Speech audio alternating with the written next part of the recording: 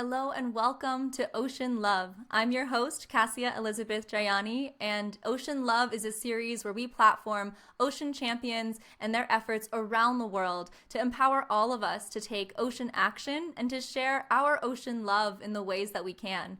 I am so excited to share this next conversation with you that we had with Tez Steinberg, who, in addition to being a dear friend, is just truly an incredible ocean champion. He is rowing across the ocean solo. He's begun this trip across the Pacific from California to Hawaii and is now about to continue from Hawaii to Australia without a support vessel in the mission of raising awareness, gathering data, raising funds for ocean conservation. And beyond this broader mission, his own personal journey is truly powerful, brave, and inspiring. Enjoy. Well, to start off, Tez, I'd love to just ask you to introduce yourself and anything you want to share about your ocean love, given the theme of our series. Thanks, Cassia. So stoked to be here. My name is Tez Steinberg. I live in Nederland, Colorado at 8,500 feet, very far from the ocean. And I'm not someone who grew up by the ocean or had a strong relationship to it. But in 2020, I rowed a boat from California to Hawaii, 2,700 miles, all alone for 71 days. And it was that experience, being alone on the ocean for 10 weeks, that really gave me my ocean love. And I'm excited to share some of those stories with you today. That is incredible. And I know that you may not have grown up near the ocean, but is there anything you want to share kind of early on about your connection to nature? I know you've been an endurance athlete too, so really challenging yourself, pushing yourself, but within an immersion in nature. So I don't know if there's anything you want to share about that. It's funny how things can make sense in hindsight. Yeah. Right. You can piece together your life and you're like, oh, well, I see how I landed here. Could have never planned to get here, but I see how it led me here. Right. So I'm the youngest of three, and my parents split up when I was 10, and my older siblings both moved out, and I ended up spending a great deal of time alone in the Adirondack Mountains in upstate New York. And I spent a lot of that time just wandering the woods behind my house and being comfortable in nature with myself. And as years went on, I still had that relationship, but life took me around the world for school and work and so forth. And it was while I was at undergrad at Macalester College living in Minnesota, and I was going through a period of depression. And part of that was around environment. Part of that is around social justice. And especially living in Minnesota, where there is an amazing community and heritage of Native culture, of Dakota, Lakota, Nakota culture. And that was the first time I encountered that and was thinking about what is my role in inheriting this colonialist legacy, studying on stolen land when there are people who still claim this is theirs. Yeah. And so it was things like that that sent me into a depression, and it was endurance sports that helped get me out of it, starting with triathlons and then ultra marathons. And at the same time, I realized that doing these races not only helped me feel better, but I also realized I could use them to raise funds for causes that matter. And my first Ironman, I raised funds for the Minneapolis American Indian Center and led a canoe trip down the Missouri River, taking Dakota youth on the reverse route of their exile from Minnesota under their own power by traditional means on the canoe. And so seeing how to merge this passion, like how can I be active in my body, explore nature, and do it in a way that's of service to others. Yeah. So it was, and then just that sort of snowballed in a very big way into where I am today. That is so powerful. I actually haven't heard that from you before. Thank you so much for sharing. Yeah. Wow. Yeah, and actually, my next question was going to be, how then the inspiration came to decide to row across the Pacific. This is not like an easy or obvious undertaking. It seems like a pretty big jump, having just had that experience on land and then even in rivers. But to take this leap, perhaps without even sailing experience and minimal rowing experience and really jumping into that. And so, just curious, where did this idea come from? I love how you've already shared your passion for dedicating these large challenges to be in service of others. And so I know that was also uniquely true for the United World Challenge for this first leg. Curious if you want to share anything there and how it all kind of manifested. Of course, yeah. There are moments in life when we get the opportunity to reflect and think about where we are. Yeah. And one of those moments is when someone we love dies. Yeah. And so in 2016, I was studying in London, getting my MBA at London Business School, and my father suddenly died, and he actually took his life. And even though he died by choice, it made me reflect on my own mortality and what I wanted to do with my life. And in that same period, when a few months after he died, I came across ocean rowing. The idea of getting in a boat with others or by yourself and rowing across an ocean with no support boat, just what you have on board and your own resilience and creativity to fix shit when it breaks. Wow. Yeah. And immediately I knew I need to row across an ocean, and I'm going to do it alone. I'm going to do it alone, in part to process this loss of my father and to just further deepen my relationship with myself and see what it's like to spend that much time with myself. And I also trusted that over the course of fulfilling that mission, that I could turn this expedition into something much bigger than processing my father's passing, and something much bigger than just an experience for myself. And so with that, I decided to found the United World Challenge, a nonprofit, and dedicated that first row, which was from California to Hawaii, dedicated that to raising scholarship funds to a school that changed my life, a school called United World College. Takes students from all over the world, gives them full scholarships so they can create a peaceful and sustainable future. I was lucky enough to go to one of these schools in Italy and wanted to give that experience to new students. So founded United World Challenge and had no business rowing across an ocean effectively, right? I was not a sailor, was not a rower. I had never even been to sea. But the journey of doing endurance sports for the prior 10, 12 years had taught me the skills I needed, right? How to take something really big and break it down into manageable tasks. How to take something that feels impossible, like crossing an ocean, and break it down into 1 hour, 1 moment at a time. And those same skills apply across practices and disciplines. And so I just threw myself in the deep end and trusted I would figure it out. Yeah. Yeah. Wow. And I mean, just what a beautiful offering too, to kind of transmute that grief about your father and that personal processing for you, which is so significant in your own journey, and then bringing this in for so many other people and yeah, just widening that field. It's so brave. It's incredibly brave and powerful. And I know you've shared a little bit about the United World Challenge and the commitment to students and to youth and education, and how beautiful that was your experience too, that you're passing on. Is there anything you want to share too, just about how this then started to spark your ocean love or ocean action, and how you were like weaving that in? Of course. Yeah. When I was on the ocean, that first crossing, there were several different aspects to the relationship I had with the ocean. At first, it was kind of like at first it was like, fuck you, ocean. Yeah. This sucks. This is awful. Yeah. I mean, I ended up with just 3 days of training when I got in my boat because of COVID lockdowns, right? So I had hired a team, an all-woman team in Washington State to build a boat from scratch. And they did an amazing job, but they were finishing it just as COVID lockdowns were sweeping across the country. Wow. And so when they finished, I had just enough time to get out to Washington, grab the boat, tow it down to California, and push off or delay for another year when the weather window opens up again. So I said, I'm going to roll the dice and go for it. And the first day was fucking incredible. Rode out of Monterey Bay. There's humpback whales leaping out of the water as far as I can see in every direction. From when the sun came up till the sun went down. 4 of these whales, 2 mom and calves, came and circled the boat right next to me. Like, I could almost touch them. They were so close. Goodness.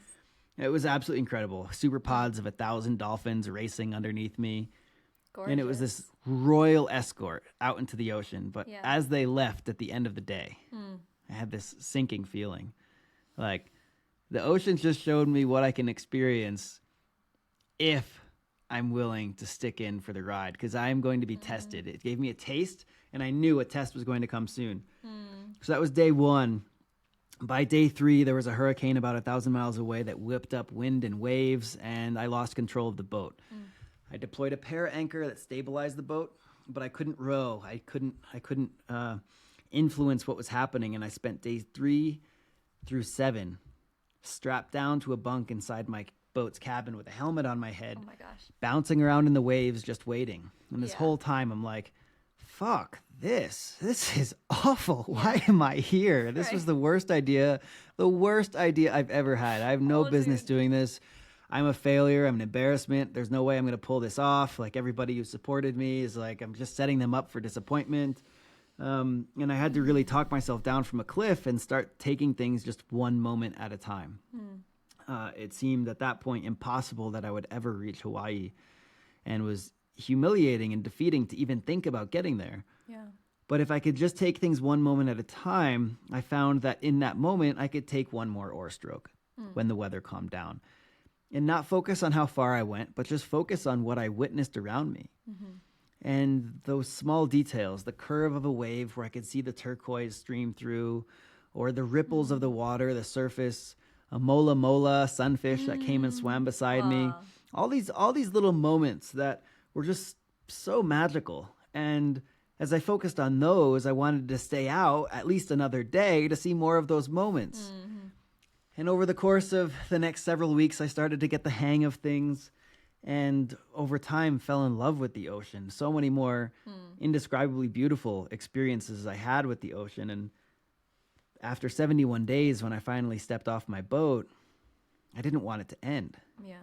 I went from wishing I was anywhere else at the start of the expedition, waking up in the morning and literally crying because I was so terrified, and wishing I was somewhere else, to the end when I tied up to the dock in Oahu, I literally hesitated to step off the boat. I was like, oh shit, dude, it is over. Okay, you got to get off. You got to get off. But what that did is it planted this seed of an idea inside me that the United World Challenge isn't over. Yeah. It's just getting started. And so I'm very excited that in just a few weeks, I'll be embarking on the United World Challenge Expedition 2, which is focused specifically on ocean conservation. Amazing. Wow.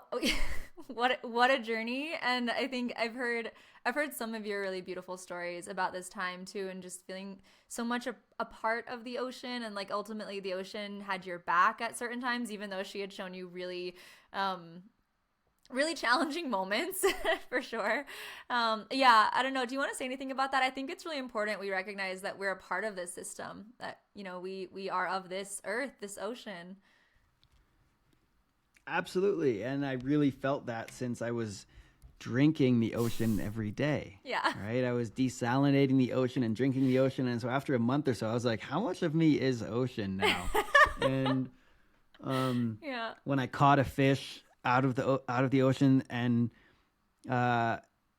just ate it raw, right? Whoa. This thing that came from that water, everything it ate came from that water. How is the fish not also just water? Like, it starts messing with my head. I'm like, Whoa. wait a minute.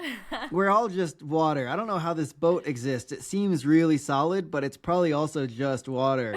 And by the time I got to Hawaii, I was like, and most people expect you see land and it's like, oh my God, land. And I looked at it and I was like, it's just in the way of the water. Like, what is it doing here? The water and Who put waves. this here? Who put this here? Waves have been traveling for thousands of miles. Nothing in their way. And then they run into this pile of rocks. Like, I would be pissed too if something like that was in my way and I'm a wave. And so, like, you feel like waves are washing ashore. They're angry. Yeah. Like, washing away the rocks and the sand. Like, of course they are. This land is, like, in my way. And so I was like, really, really get it. Yeah. But as far as, you know, the one thing that really stuck out to me, and I think is most relevant for our own human experience, is the leadership example that I see in water, in the ocean specifically. In that first part of the row, the ocean was relentless. It was demanding. It was fierce. It was overwhelming. Yeah. At other times, I saw how generous the ocean is. How the ocean is producing all of this food for us around the world. It's producing all of this oxygen that we breathe. It's providing us with beauty, with meaning, with economic value, with ecological value. It's incredibly generous and supportive. And that paradox of both being relentlessly demanding of your greatness and 100% generous to support you in achieving and being in your own greatness. That duality, to me, is this beautiful model for leadership, how to support others and settle for nothing less than their best. And that's what I felt that the ocean is as an example for all of us. And when I came back to land, the biggest challenge was integrating that. And it continues to be a challenge. It's something I strive for, and I will strive for the rest of my life, to try to embody the ocean's love in its demands and its generosity, and embody that in how I show up for others. What an incredible lesson. Yeah. I love that so much and deeply resonate. And yeah, actually on that, before we talk about part 2, which you're gearing up to embark on, just anything you want to share, because I know you've really made this a mission to share those leadership lessons, to share these lessons of human resilience, as well as the significance of the ocean, leaning on her as a teacher and in so many ways. So yeah, curious if there's anything you want to share about this interim period, how you have been integrating this, not only for yourself, but for the audiences of people that you speak to, for the teams you're engaging with. And we met at an ocean summit and conference too, and you're deepening this relationship with ocean conservation. So yeah. Well, when I came back from the ocean, I realized I had learned many lessons that are relevant, not just for someone to do an expedition, but I believe we all have an ocean to cross. Something in our lives that seems too great to even bother attempting, to even admit to ourselves that we want to do it. We all have that ocean.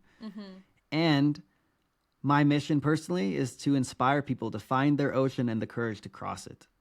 And so I give what I call Tez Talk keynotes to audiences of all different types, sometimes schools, sometimes CEOs, and everyone in between, and offer them lessons that I've learned from this journey to and across the ocean, so that people can find their inner athlete and fulfill their dreams. So that's something I love doing, and weave that into the storytelling as well.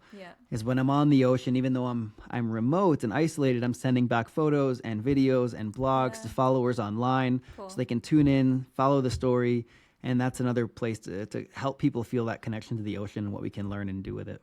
Yeah, amazing.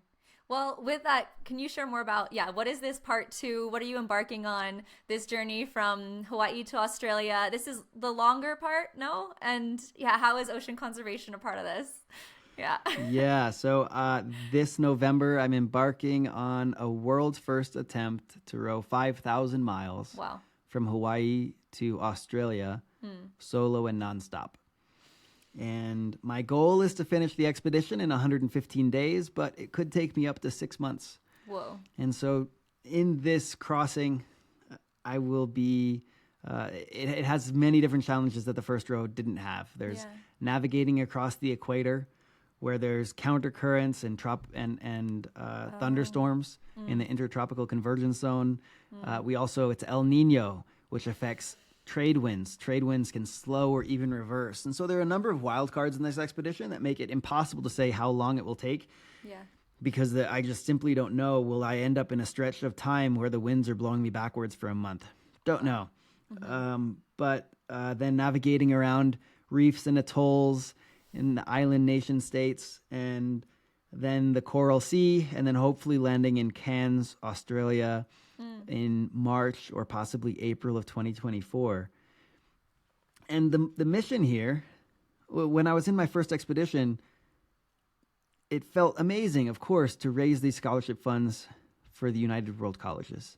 That was something I always wanted to do, and in solidarity with Black Lives Matter, dedicated those scholarship funds to students of color to diversify the American students who get to go to these incredible schools. And was really grateful for the support of followers and backers from around the world to raise 77 grand for those scholarships. And I also felt like there was more that I wanted to do for the ocean. And so that's the motivation here with the second expedition. It'll be raising funds and action to help solve ocean plastic. Because in that first row, even though at times the people nearest to me were in the International Space Station, every day on that row I saw plastic and debris and signs of humans on land who were thousands of miles away but were having a huge impact on our oceans. And so as I do this next expedition, I'll be gathering a bunch of data for Scripps, for Seakeepers International, and a few other research partners, so we can better understand the impact of microplastics on ecology, the impact of climate change on wildlife, and at the same time sharing the story live to raise funds to help stop ocean plastic by building river barriers that catch plastic before it flows to sea in the most polluted regions of the world. Amazing. Yeah, and something that you shared too there, Tez, just so many of us don't have the privilege or opportunity to be on the ocean, to experience the ocean, to witness the ocean. So a lot of these challenges are very invisible, and you have this very unique front row seat that you're about to have for maybe 6 months or longer, and that's so incredible. You're able to then share those eyes with the rest of the world in a really deep and meaningful, actionable way. But yeah, I just want to call that out. You're in Colorado. I'm in Colorado. We couldn't be farther from the ocean. So many people never get that chance to have such an intimate relationship. And so that's such a significant way to share this as an offering.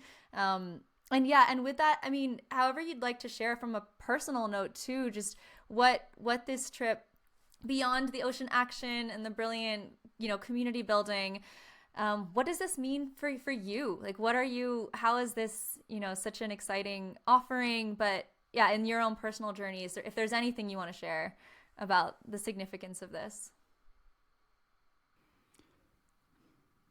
I find that to be a very hard question in this moment, simply because I'm about 2 months from the expedition, and as it gets closer, I have increasing trepidation and fear around it. It's terrifying. That's real. I'm excited. It's more a matter of trusting the intuition that I had when I was on the ocean in the first row. Right. That it's worth doing.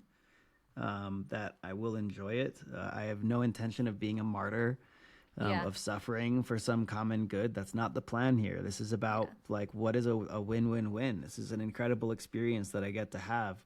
I'm trying to remind myself of that, but the experience on a day-to-day, moment-to-moment basis right now as I get ready is much more an experience of overwhelm and fear about how much there is to do, and then the various risks involved in it. I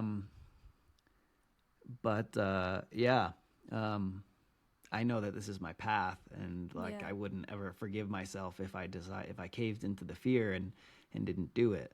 Yeah. So I know I need to, but it's definitely challenging me to level up a lot at the moment. Yeah. Yeah. No, thanks for being real and being vulnerable. I think that's what Ocean Love is all about anyways. And and it feels like you're putting a lot of your own tools to work, right? This literally being your ocean to cross that you're gearing yourself up for. Well, we're all cheering you on and sending love. I know there are going to be a lot of letters that are sent to you that you're going to bring this love with you. But yeah, just call out to the Ocean Love community to just send some love to Tez, some support, so you feel us. Thank you. Yeah, I super appreciate that. Yep. Friends and family are writing letters that'll be sealed that I can read at sea in the hard moments and feel connected to the people that are all around the world. And the other thing that puts wind in my sails is donations. It feels like people are cheering me on, and I felt that in the first row, and things felt impossible. Having that purpose that's bigger than yourself. If I was rowing across an ocean just for my own benefit, I would give up. Yeah. It's too fucking hard, But when I'm doing it for the benefit of others as well, then I find that extra level of, sometimes it's discipline and drive and putting your head down and doing the thing that hurts. And sometimes it's reminding myself to reorient to the parts of this that I love, the parts of it that drew me to it, the moments of beauty, like I shared. Mm-hmm. Whatever the tool is called for at the moment, the ability to focus on that tool really ties back to a mission that's bigger than yourself. And in this case, it's that ocean plastic piece. And so if you're listening to this episode right now and want to support, go to unitedworldchallenge.org, and you can cheer me on for just $1 a month. And $1 prevents 30 bottles from flowing to the ocean. And together we aim to stop millions and millions of bottles and millions of pounds of plastic from flowing to sea.